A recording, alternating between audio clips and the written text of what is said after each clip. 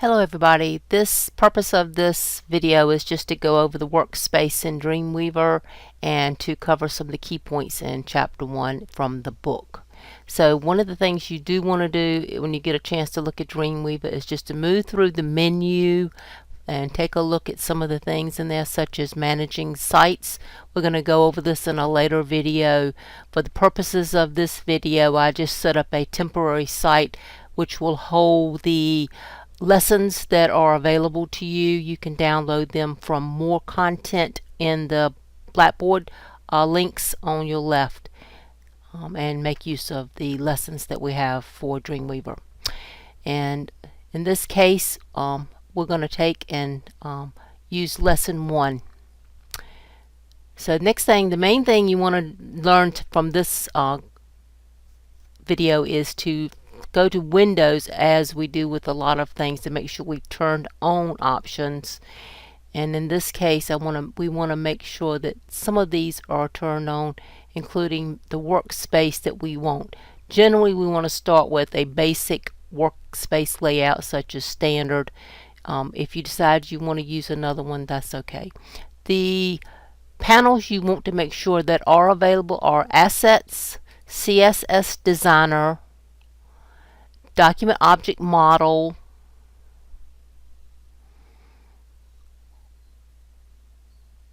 Files, Insert, and you want to make sure the Properties panel is also available. We're going to talk about Git a little bit later, but we'll make sure the Properties panel is available. Let's take a look at how those panels look now. Now you'll notice that Files and Insert, we're going to take and look at CSS Designer, Document Object Model, Assets. They can be moved around and docked within groups, which sometimes makes it easier, and you simply just use the tab to navigate between them, or you may actually want to keep them separate. Some of them work logically with each other and others do not. Okay, so Files is where you're going to see all of the files that are located within your website. And in this case, I'm just looking at lesson 1 today, and I want to just remind everybody, in case we have forgotten from Web 110, what is the page name for our home page always? It's index.html. So we will always want to make sure that we've identified our home page with the name index.html. So I'm going to open that up now, and this is going to be what we've been calling from the other book our landing page, but this is the home page. And for this lesson 1, so we've got 2 web pages in lesson 1. One is the About Us page and one is the index page. So I'm opening up both of those web pages in Dreamweaver so we can look at that, and we're going to identify some things that you would find as you open these up in Dreamweaver. And the for example, in the document object model, you can see components that are from the elements that you have in HTML. We're going to see also style sheets that are available, and you notice they've got folders in the lesson that enable you to group your CSS pages, your JavaScript pages, your images, fonts, and things of that nature, so that everything is organized logically. So one of the things I did notice when I opened up lesson 1 is that there's a CSS page that's out in the outer folder, in the root folder, and versus being actually within the CSS folder. So one of the things that you can get from that will benefit you from using Dreamweaver is if you have to move something like this within or reorganize it, it will prompt you in the places that CSS page is linked to. So remember, when we attach a CSS page to an HTML page, we do that with a link to enable us to use the styles from the CSS page. And this is how that link looks. And you can tell this is from in the folder CSS because that's the first thing you see is that folder name, and then a /, and then you see the file name, and then you see the link, rest of the link information, which identifies it as a style sheet. So one of the things that it helps you with using Dreamweaver is that when you move things around like this, it will help you identify the places that you have it and enable you to make the change quickly without you having to be manually remember where everything is located. It will also change the file name as needed within the link. So that is a helpful thing that you can use Dreamweaver for. That's one of the things I want us to focus on, is why would you use Dreamweaver rather than just a text editor like Notepad++ or something like that. So moving that back again, it's just a quick way for us to do that, and it'll help us keep up with which files actually have that style sheet linked. Okay, now let's take another look at some of the components you have within Dreamweaver.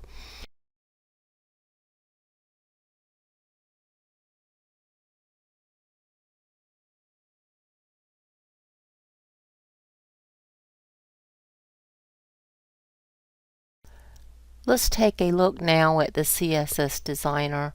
One of the things that you may want to do is alter the CSS rules, and you can do that in the CSS Designer. Notice that we have this CSS page open, and we can take a look at how that looks. The panel can actually be undocked and opened up so you can better see the styles and the for example, in this case, background colors available.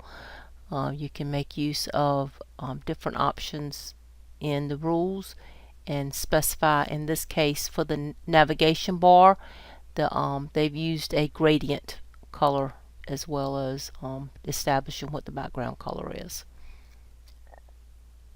Okay, so as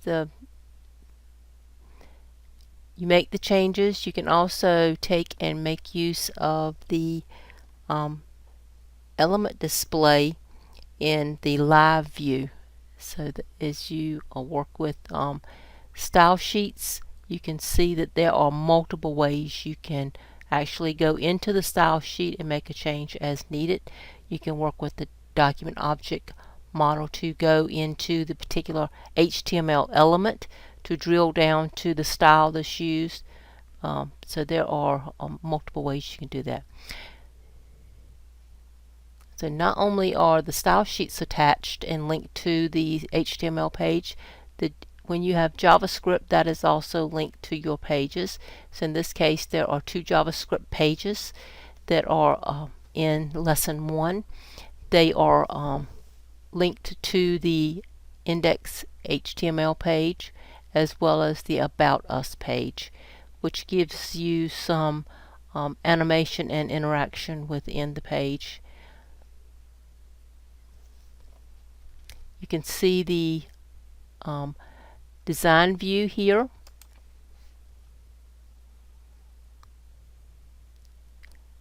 You can see the live view here. In the live view, you can see that you do have options to use the element display to make changes as well to the design.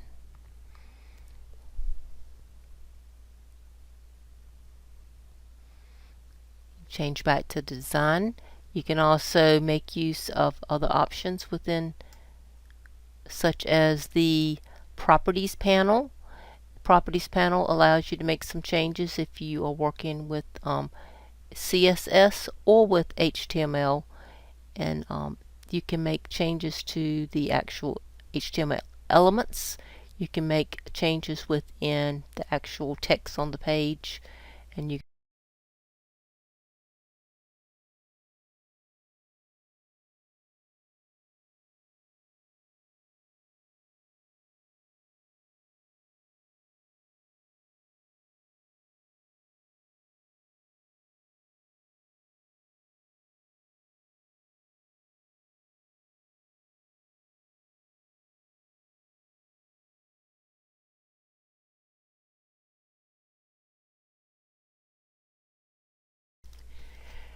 You can look at the code only view, or which you can use what a lot of people like to use, which is the split view, which allows you to look at a live view or design view with the code view. So it gives you a chance to look at, for example, code of CSS page in this case, and also look at some changes might make on the actual page as you work with the CSS style rules.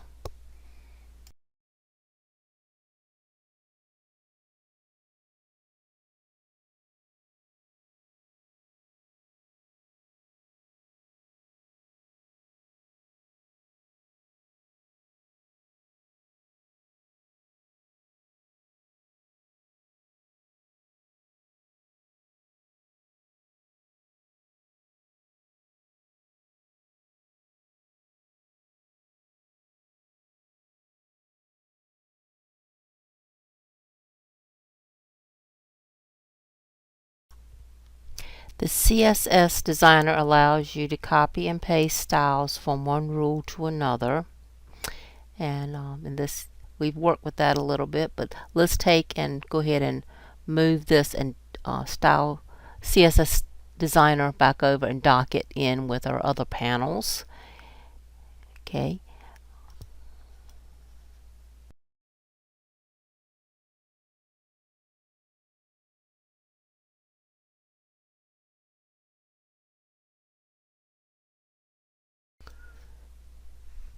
The Document Object Model Viewer allows you to visually examine the document object model and select and insert new elements and edit existing ones. It's a good way to select tags and components within HTML and to make changes as needed.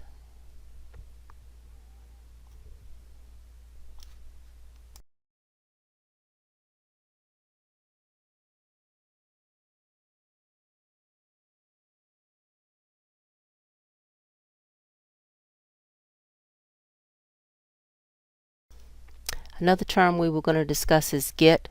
Git is an open source version control system that enables you to manage your website source code. This means that it's a good tool to use when you have to maintain different versions of your web pages and website for sign-offs by your client, or just within working with a team base. Thank you so much for joining me today with just a brief overview of Chapter 1.